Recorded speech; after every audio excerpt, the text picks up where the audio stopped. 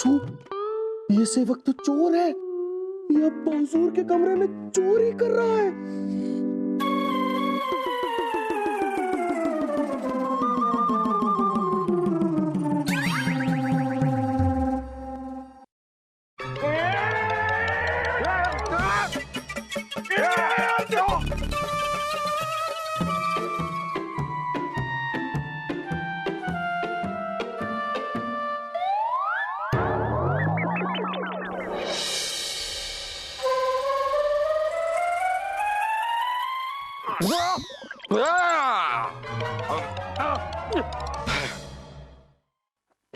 महाराजा पृथ्वीराज सिंह जी, अब आप ही इस गद्दी पे विराजमान है तो हम आप ही से इंसाफ की उम्मीद रखेंगे। ये जो शख्स है, इसी ने अनारकली का अपहरण किया है और इसको हमने अब्बा हुजूर के कमरे में चोरी करते हुए खुद रंगे हाथों पकड़ा। सेवक, तुम पे बहुत बड़ा इल्जाम लगा है।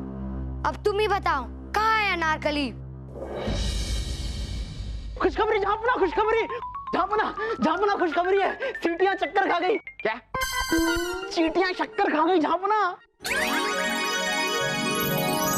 चींटियां शक्कर खा गई मतलब शक्कर और रेत अलग हो गई।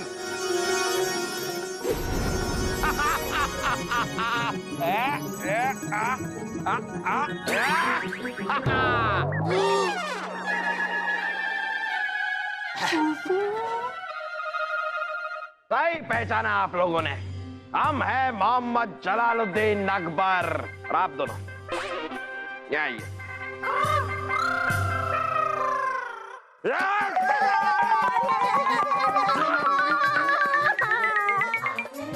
जाइए वापस। रेत और शक्कर अब अलग हो चुके हैं तो आप भी अगर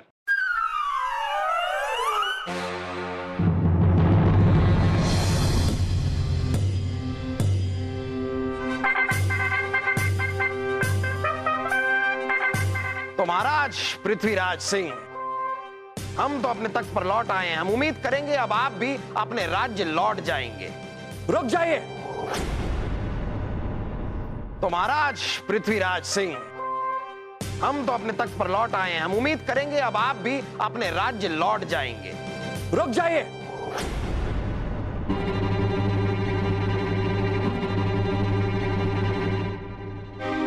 रुक जाइए। आइए आइए बीरबल आइए। रेत और शक्कर को अलग करने वाले जादूगर बीरबल। रुक जाइए महाराज पृथ्वीराज जी, जाने की इतनी जल्दी क्या है? जाने से पहले यह तो बताइए कि अनारकली का क्या पूछ रहे हैं आप बीरबल? अरे महाराज पृथ्वीराज को जरा देखिए, इतने से तो हैं, ये किसी का अपहरण क्या करेंगे? बादशाह अकबर, आपने फिर से हमें बच्चा कहा और ऊपर से आपके बीरबल जी ने हम पे झूठा इल्जाम डाला। ये तो हमारी तौहीन है। नहीं महाराजा पृथ्वीराज जी, हम आपकी तौहीन नहीं कर रहे। शायद आपको भी नहीं पता कि अनारकली का अपहरण आप ही के सहायक शंभू ने किया।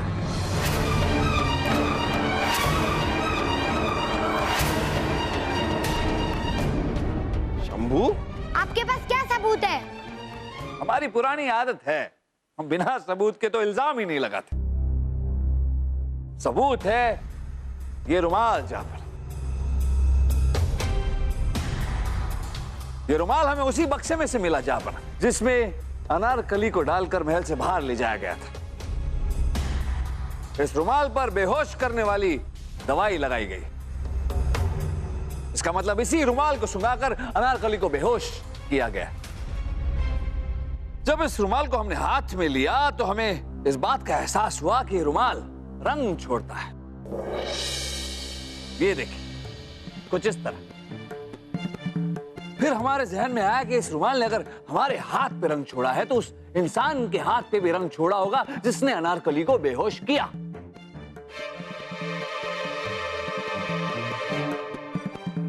और हमारा शक बिल्कुल सही निकला। जा नहीं नहीं, हम अभी भी कुछ ठीक से समझ नहीं पा रहे हैं बीरबल। हम समझाते हैं।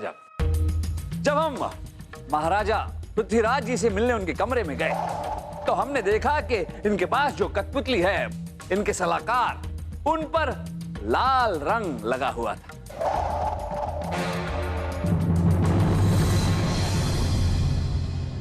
इसका मतलब यह हुआ जापाना कि जिसने भी अनारकली को बेहोश किया,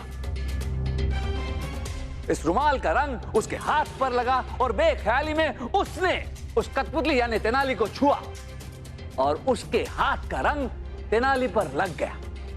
और तेनाली को तो सिर्फ एक ही आदमी छूता है जापान, शंभू। शंभू,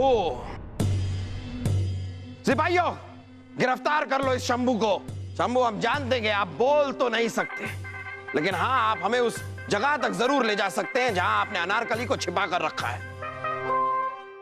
और ऐसा आपको करना ही होगा, वरना आपको सख्त से सख्त सजा दी जाएगी। यहाँ पर ना, हमें माफ कर दीजिए। हाँ? तो बोल सकते हैं बीरबल? ये सब हमने सूर्य प्रताप सिंह जी के कहने पर किया था। सूर्य प्रताप के कहने पर? ये झूठ बोल रहा है महाराज। हाँ, हमें फंसाने की कोशिश कर रहा है। झूठ और सच का फैसला शंभू की बात सुनने के बाद होगा। बोले आप। जहाँ पना सूर्य प्रताप जी पृथ्वी सिंह जी को अपने काबू में करना चाहते थे। पृथ्वी जी के पिताजी जब मर रहे थे तब उन्होंने पृथ्वी जी को अपने पास बुलाया और कहा कि उनके लिए तेनाली नाम का सलाहकार छोड़ के जा रहे हैं, और कहा कि हमेशा तेनाली की ही सुनना। मौका देखकर सूर्य प्रताप जी ने तेनाली जी को गायब करवा दिया और एक झूठी कहानी बना दी, और वो पृथ्वी जी से बोले कि तेनाली ये कठपुतली बन गए हैं। लेकिन ये कठपुतली बोलती कैसे है? बचपन से ही हमारी पतली आवाज थी, इसी का फायदा उठाकर हमने बिना मुंह खोले बोलने की कला सीख ली। सूर्य प्रताप जी जो हमसे कहते, हम पृथ्वी जी के कान में तेनाली बनकर कह देते और अपने मन मुताबिक फैसला करवा देते थे। ये तो हमारी समझ में आया, लेकिन ये बताइए कि अनारकली से आपकी क्या दुश्मनी थी जो उसका अपहरण कर लिया आपने? क्योंकि अनारकली ने हमारी और शंभू की गुप्त बातें सुन ली थी और उसने शंभू को बोलते हुए देख लिया था। वो गुप्त बातें पृथ्वी को बताना चाहती थी, इसलिए हमने उसका अपहरण करवा दिया। सिपाहियों, ले जाओ इन दोनों को और इन दोनों की मदद से अनारकली का पता लगाओ और अनारकली को महफूज हमारे महल में वापस लेकर आओ। ले जाओ।